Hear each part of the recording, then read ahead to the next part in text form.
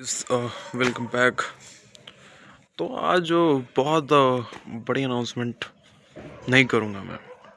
एक बहुत राज की बात मैं बताने वाला हूँ। मैं छत पे हूँ इस समय at now this time on the top of the floor, on the top of the छत बोल सकते हैं, on the roof at now this time. So देखिए, एक सबसे बड़ी चीज़ जो बताने वाला हूँ वो एक ही चीज़ है भाई। थोड़ा सा ब्राइटनेस थोड़ा सा हाई है भाई।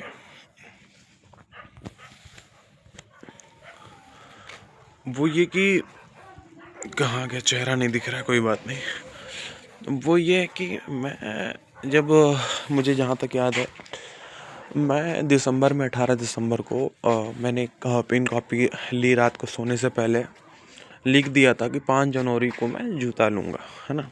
लिख दिया था कि मैं जूता लूँगा, टॉप लेवल का लूँगा, कैसा भी लूँगा लेकिन लूँगा, और आगे लेने वाले जूते मैं उससे महंगे लूँगा।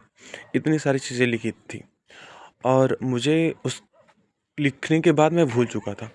मुझे ऐसा लगता 12-13 दिन, मुझे 15-20 दिन हो गए, लगभग 18-19 दिन।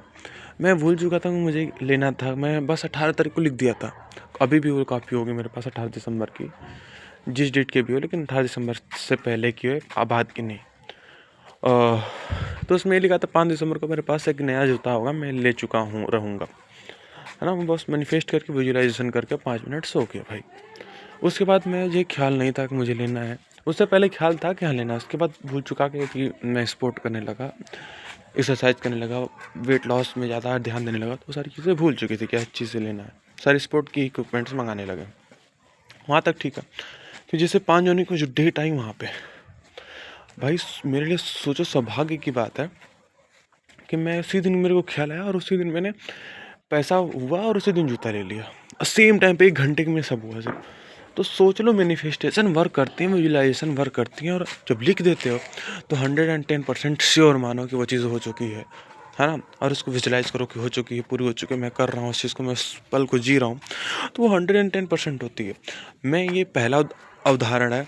बाकी उदाहरण बहुत ऐसे आते जाएंगे आने वाले समय पे, जो आप देखते जाओगे और आप पूरे चौंक जाओगे कि भाई ऐसा भी होता है, ऐसा भी हो सकता है क्या, ये रियल वर्क करती है। तो मैं वो खुद काम कर रहा हूँ। फिर उसको एक डिटेल में मैं खुद एक नया चैनल बनाऊंगा, इसकी सारी चीज़ें मैं साझा करूँगा। पहले 5 साल कर लूँ, नौकरी कर लूँ, क्रिकेटर बन जाऊँ, इंडिया के लिए कप्तानी कर लूँ, तो सारी चीज़ें नए चैनल बनाऊँगा। उसमें हर एक लोगों को प्रेरित करूँगा और टॉप लेवल पे करूँगा, और बेहतर तरीके से नहीं बल्कि बेहतरीन तरीके से बताऊँगा। और आप बेहतरीन तरीके से जब सीखेंगे तो बेहतर तो बन ही जाएंगे, और जब बेहतर बन जाएंगे तो डेली करने लगेंगे तो बेहतर से बेहतरीन बनने में ज़्यादा समय नहीं लगता, आपको पता ही है। बस कंसिस्टेंसी और डिसिप्लिन, हार्डवर्क, पागलपन, ये चीज़, चार चीज़ें मुझे ऐसा लगता है आपके अंदर है, तो आप बहुत बड़ा कर सकते हैं अपनी ज़िंदगी में।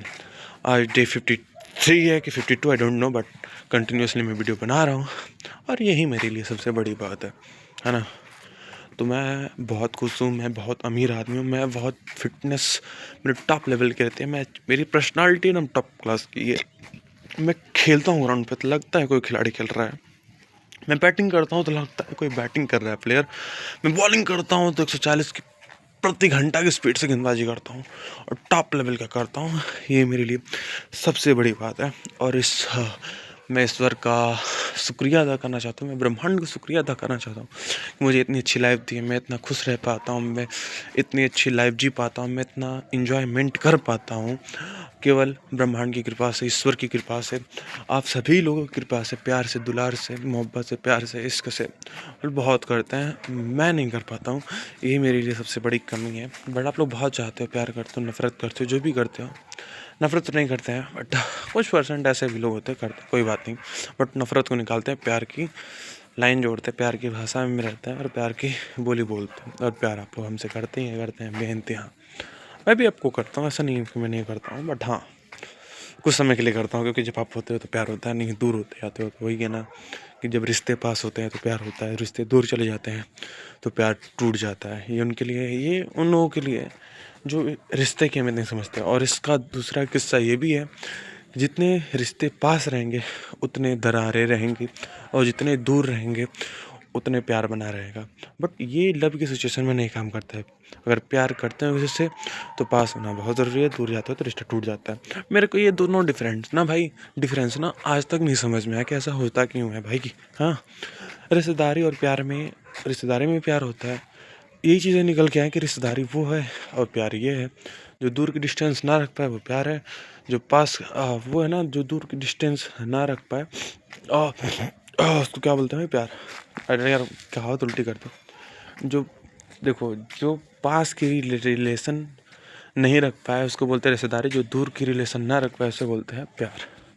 क्योंकि जो क्या बताऊँ मैं भाई, भूल गया लाइन, बट हाँ फिर से चलो समझा देता हूँ मैं। कहने का मतलब हमारा ये था, अर्थात अब जिससे प्यार करते हो उसको टाइम देना पड़ेगा, उससे बातें करनी पड़ेंगी, हर चीज़ उसको मतलब करना पड़ेगा, तो उसके लिए पास रहना बहुत ज़रूरी है।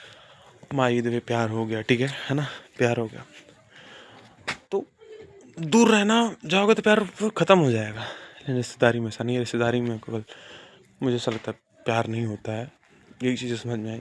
इसीलिए रिश्तेदारी में केवल इज्जत मान सम्मान व्यवहार की बात रहती है, तो इसलिए रिश्तेदारी दूर की अच्छी लगती है। बस यही डिफरेंस समझ में आया, यही समझाना चाहता था, बट फिर भी नहीं समझाया। मैं संतुष्ट नहीं हूँ अपनी भाषा से, जो लैंग्वेज में बोली समझाने की, आपसे प्रयास किया, कोशिश की, जो भी किया है। आई होप आपको बेहतर नहीं समझ में आया होगा, बट जिस दिन इसकी पूरी डिटेल निकाल लूँगा उस दिन बेहतरीन बता दूँगा आपको इसके बारे में ज़रूर से। भाई छत पे वीडियो बना रहा हूँ, जुकाम हो चुका है ना। बाकी थैंक यू सो मच, रखता हूँ आज के लिए बस इतना ही। ज़बरदस्त रहिए, मस्त रहिए, स्वस्थ रहिए और अपने घर में मस्त रहिए, सोइए, सो जाइए। बाकी हाँ मम्मी, ओके थैंक यू यार, मम्मी बुला रही है, ठीक है, थैंक यू, बाय, ओके।